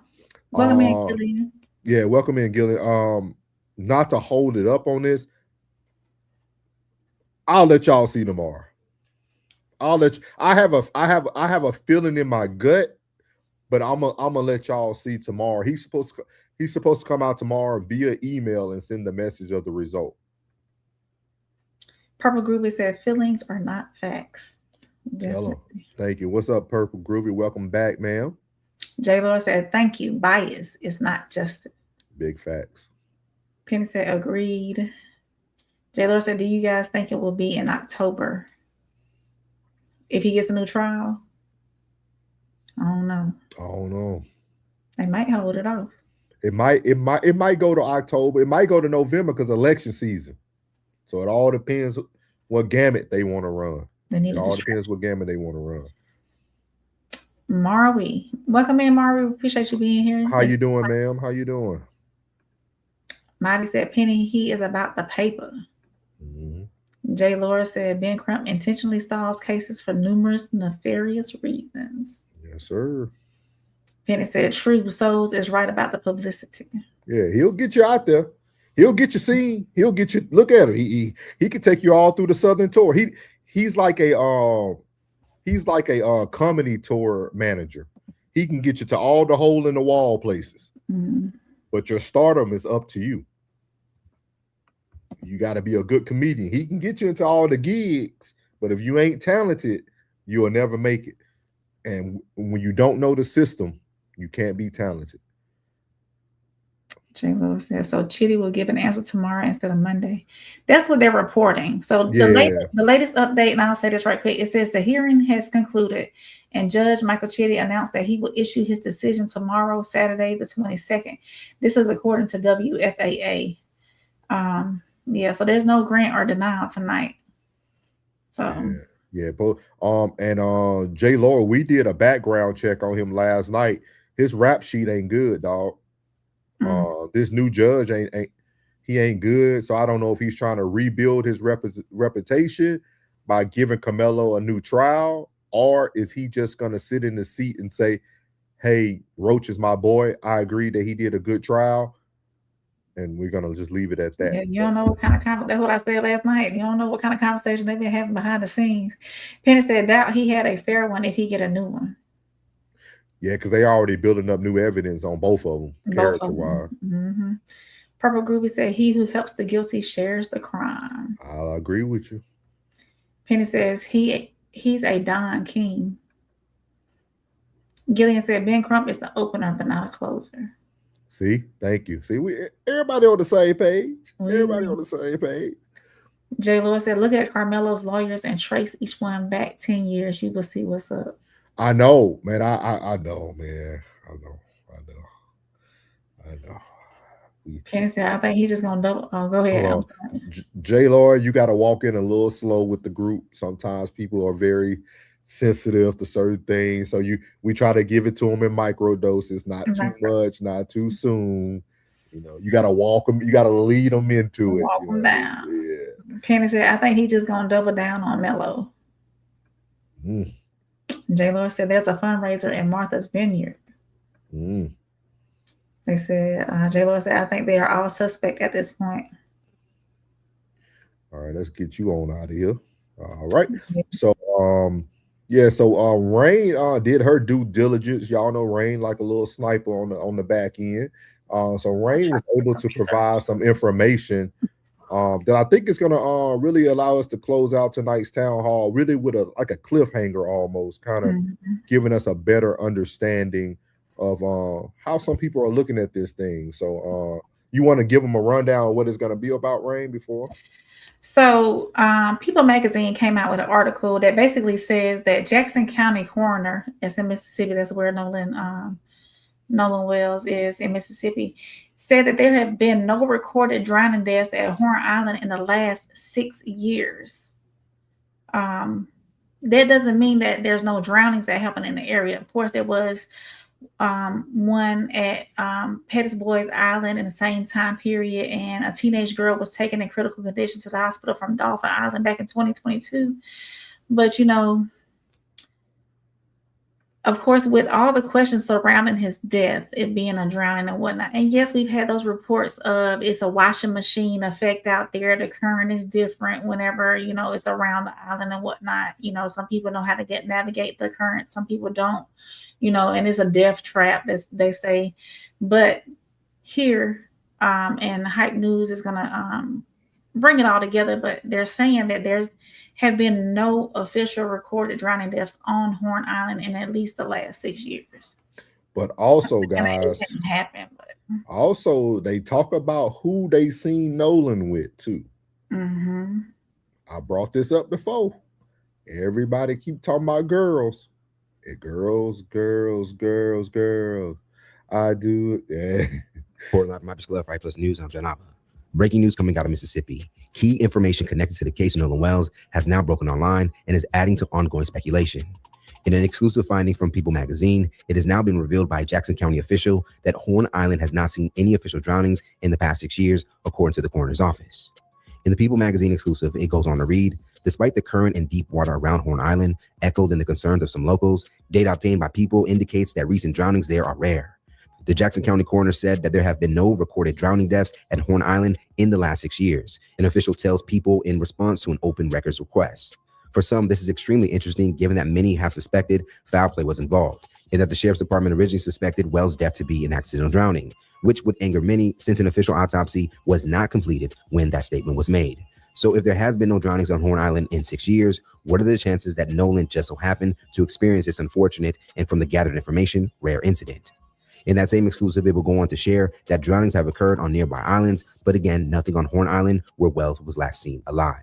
Now, at the top of this case, many have shared their theories of Nolan possibly drowning, with some accusing a potential part of the island being known for rip currents. But viewing where many were positioned in the water that day, it's been hard for some to believe that Wells could drown in water that's waist deep.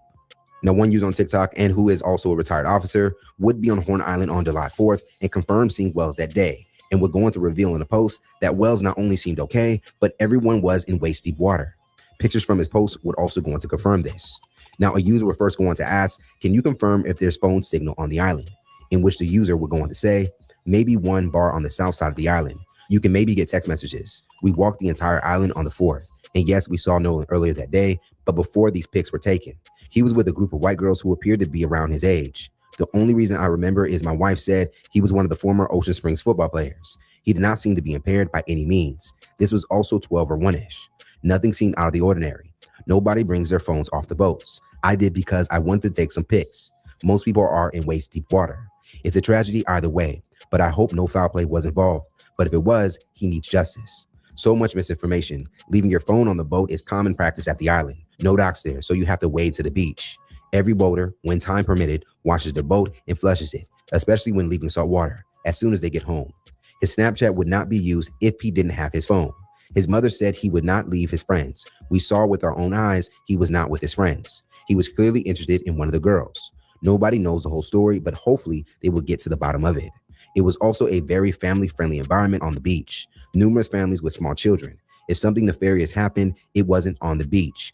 Boats were parked too deep on the island. It would be easy to lose sight of someone behind one of the boats, and the water drops off pretty quickly in some spots. I'm retired law enforcement and worked federal and state investigations. Nothing is off the table. He had 2 autopsies, and the toxicology takes a little while. I have faith in the Jackson County Sheriff's Office. Everyone sees Mississippi as this backwoods racist place. It couldn't be further from the truth, at least here on the coast. Either way, I feel there is a lot of misinformation being spread, even blatant lies by racist people, white and black. Unfortunately, this is the way of the world. I hope this sheds some light on that day on the island, sending prayers to his family and friends who are affected by his tragic loss. Now over on Instagram, on Thursday, D.L. Hughley would further push against claims that Wells drowned, as he would go on to share a video of a woman taking the stance against those who continue saying that Wells lost his life in an accidental drowning. For his caption, Hughley would go on to say, all this. He was on an island that was very populated with a lot of people. Let's just talk fundamentals of basic common sense, okay? If he drowned, at what point did he drown? And did no one see him drowning? And if he did drown, how and why did he drown? Do we think that he was just like out there and he fell in the water himself and just suddenly couldn't swim and drowned? Do we think he just went for a swim and the rip current took over? I'm asking. Because if you're so convinced that he drowned, how did he drown? I get that drownings happen. How did he drown alone, where no one saw him drowning? Because no one's reported him drowning or seeing him drown or even seeing him struggle. And I want to say he has to be a good swimmer because they did mention a pool party too that he attended. So I don't think that he would like go on a boat and go to a pool party if he couldn't swim. Now, that same woman later on in her video will go on to predict that Mississippi officials will attempt to get the outcome they want in this case, with a potential uproar to soon follow.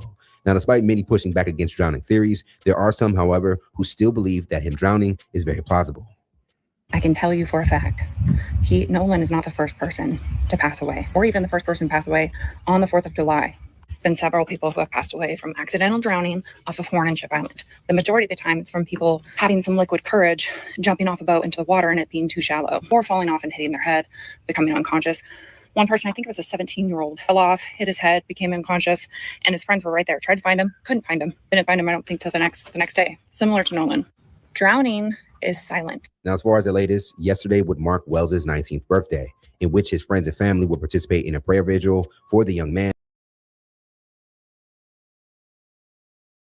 Comments below. Upon hearing that Horn Island has not had any reported drownings in 6 years, does this add to speculation that foul play was involved? Reporting live from Hyper Club, Fight Plus News. Unmute. There we have it. That was just a quick little rundown of like thoughts of other people, people who were still seeing them. So I'm gonna give you guys. Can y'all hear me? Yeah. Oh, okay. He said y'all. Okay. We're gonna add this to the stage here. Gonna make it bigger. Let's go over here, Rain, so everybody can see it. So this right here is the DA for this is for Mississippi, right? From Angel Myers. Yeah, I'm I'm gonna let Rain read it because y'all know I'll be leaning in even with glasses on. I still can't read it. So. Okay, I'm gonna put, you can leave it right there, but I'm gonna make it big on my screen over here on this side. So she sent this letter out on the 18th because, you know, a lot of people are still like, hey, where's the information at? She says, as district attorney, I do not have the same freedom to share information publicly that private individuals may have. For example, I do not have the freedom to release letters I've sent in this investigation, discuss witness cooperation, or the testing of evidence. I do not have the freedom to identify what information is verified and what information is false. I do not have the freedom to publicly adopt a narrative and choose one fact over another, nor do I control the information released by private individuals who are not part of the investigative team. I cannot control whether private individuals release letters they have sent to me, just as I cannot prevent them from releasing letters I've sent to them. I cannot control which facts or bits of information are shared or whether that information is being shared in context, twisted, or misconstrued. Public commentary does not make the speaker transparent, just like exercising restraint consistent with the law does not make the process corrupt. The fact that something is said does not necessarily mean it's actually true. Prosecutors are held to the highest ethical standard under the law, as we should be.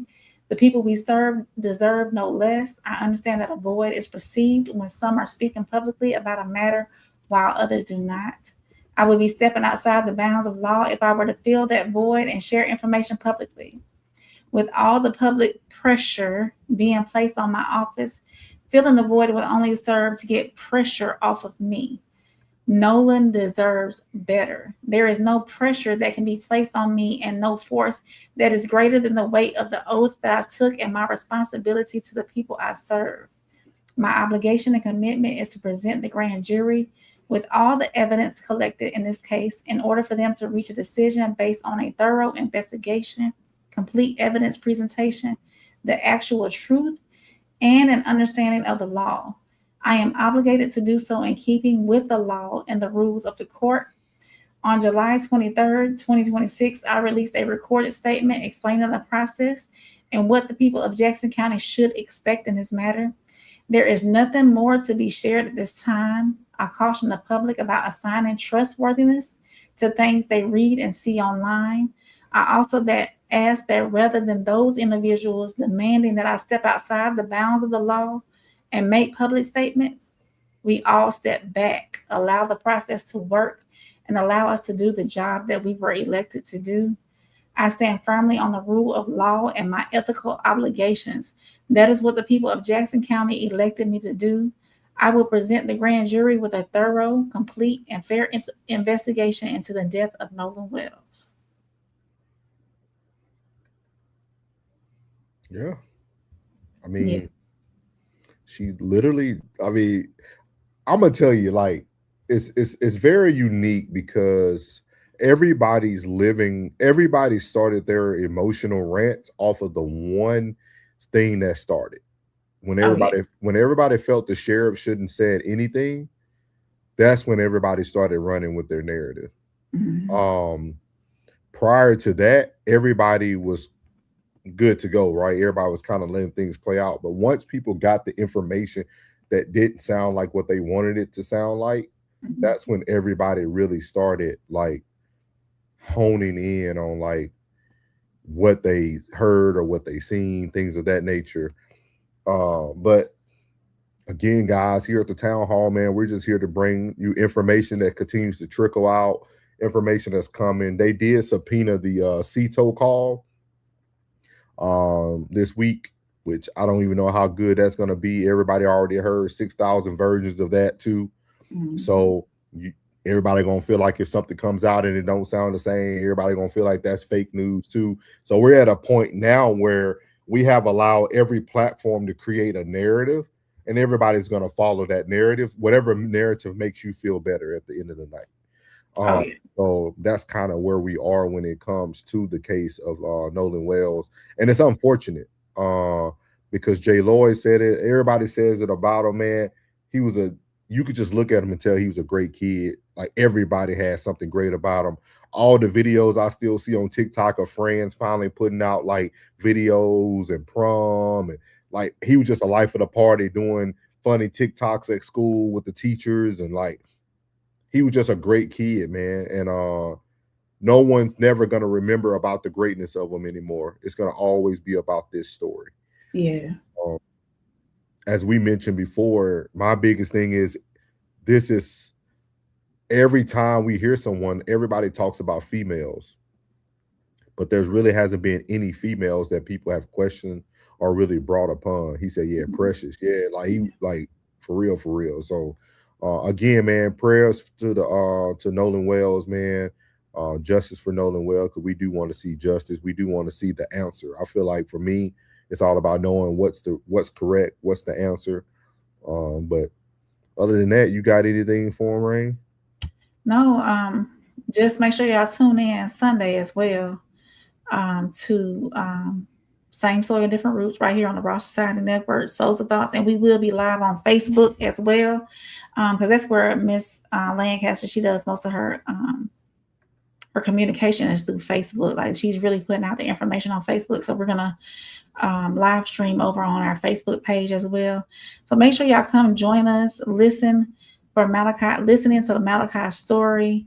And we're going to hopefully get that story back out there to where Florida will reopen the investigation into the unusual circumstances of his death. We're going to say that. Yeah. Go ahead. My bad. I was just answering. It's going to be 5 o'clock Eastern and then 4 o'clock Central Standard Time. J. Lord. So everybody, everybody who's able to see it on the screen, take a screenshot.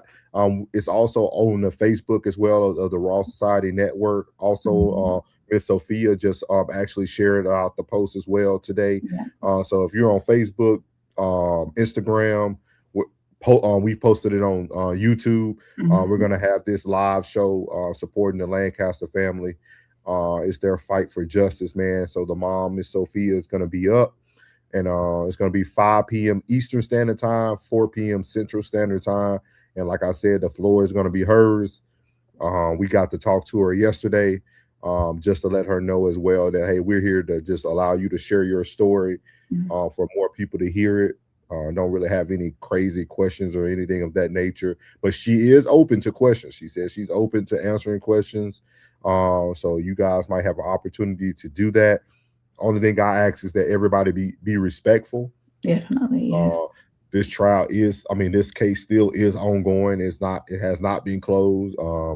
And she has all the details, all of it. And you can see it all. Me and Rain have really looked into it, did a lot of research on it. And this one really doesn't make sense. No. But again, our goal here on the Raw Society Network is to bring voices to those who others might not see. And I always tell everybody, if there's a case or something that you feel going on in your local area or something that ain't making mainstream news, but you know how to get in contact with the person, we'll have them come on, man. I'm all about people sharing their story. I will tell you, Soul's gonna keep it straight with you now. Facts are facts. Definitely. Facts are facts here. Now facts over feelings all day. Yeah. So what are emojis at? And put the emojis. Yeah, he said cases with no media coverage has my heart. Yeah, it's a lot of them out there, man. So again, man, shout out to everybody who's been with us tonight. J. Lord, make sure you hit us up in that email, Big Dog. I'm hoping you a mail because I'm up here saying Big Dog and everything.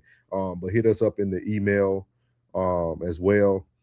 And we look forward to talking with you, man. And hopefully we can have you up for one of our live showings. So, but we appreciate everybody who has tuned in.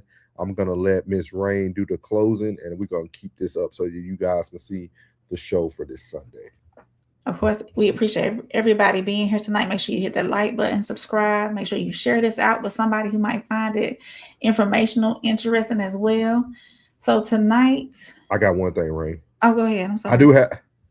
Okay, see, that's what I said. I'm a female. Okay, got it. I'm up here just saying Big Dog, this, Big Dog, that. Okay. Yes, ma'am. Yes, ma'am. Yes, ma'am. Yes, ma'am. I'm up here. I'm like, I ain't even know because Jay could be anything. So shout out to you, man. My bad. I just want to add. But I will tell you guys, I said it last night. I want to tell you guys again. If Carmelo Anthony gets his trial, I will be boots on the ground at least 2 days of the trial. I'm going to get out there and go and get me a seat in the courtroom. Shout out to the fit lawyer of ATL. She pretty much gave the playbook of how to get your seat. You got to get there about 4 a.m. just to get your card. They're letting 40 people inside of the courthouse, and then they're letting 150 into the overflow room. No electronics can be brought in by anyone, but of course you can bring a note, pen, and pad, take notes, and listen to the case live. So I will be doing that if he gets a case. So just remember that. She said it's all good. I got thicker skin than that. Appreciate it. My bad. Go ahead, Ray. So after all the interviews, after all the headlines, after all the personalities that have attached themselves to this story, one name still has to remain at the center: Nolan Wells. Tonight wasn't about declaring parents right or wrong. It wasn't about making Pastor Jamal Bryant, Ben Crump, the Cajun Navy, or anybody else the villain. It was about asking whether the pursuit of justice is becoming overshadowed by the people and platforms surrounding it. Because justice shouldn't depend on who has the biggest microphone. Truth shouldn't change depending on who gets the interview. And questions shouldn't suddenly become disrespectful simply because they're uncomfortable. If new information challenges something we previously believed, then we have a responsibility to examine it. If information supports the original narrative, we examine that too, because this cannot become team family versus team friends. It has to remain team truth. The interviews will eventually stop. The cameras will eventually move on. The tour will eventually end, but Nolan's family still deserves answers, and Nolan will still deserve the truth. So the question we leave with you tonight isn't simply, who do you believe? It's something much harder. How much are we willing to let the pursuit of a narrative cost the pursuit of justice? Same soil, different roots, and until the facts give us answers, we keep asking the questions.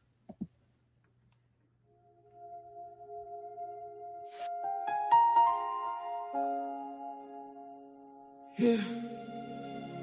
Sometimes the loudest room still don't have the answers. Everybody got a microphone now, but who's still listening for the truth? How much does justice cost? How many tears before something gets lost? Mama's still searching, daddy's still strong. Whole world talking, but something feel wrong. Everybody came when the cameras roll, but who gon' stay when the story gets old? If truth got a price, tell me, what does it cost? We searching for Nolan, can't let him get lost. Another interview, another city, another person saying that they standing with me. Pastor got the questions, family got the pain, but every time we listen, something seems to change. Lawyers in the picture, cameras in the room, everybody promising the truth is coming soon. Then another voice comes speaking from the side. Now we gotta separate the feelings from the lies. I ain't choosing teams, I'm choosing what is real. Cause grief can make you question everything you feel, and fame can make a tragedy become somebody's stage, while a family's still waking up, carrying that weight. So tell me, who stays when everybody leaves? Who wants the truth even when it hurts what they believe? How much does justice cost? How many tears before something gets lost? Mama's still searching, daddy's still strong. Whole world talking, but something feel wrong. Everybody came when the cameras rolled, but who gon' stay when the story gets old? If truth got a price, tell me, what does it cost? We searching for Nolan, can't let them get lost. Same soil, different roots, we see it different ways. But facts don't need permission and truth don't need praise. Don't care about the messenger, show me what you know. Don't give me another head. Yeah. Deep-rooted conversations, real talk, real words, real us, souls. Soft rain, no middleman between the truth. I can see it in your eyes, you got it. Pain got your heart moving cautious. Different worlds but the same kind of scars here. Different roads but somehow we still crossed it. Mad cause the world never listened right. Mad cause your truth always turns.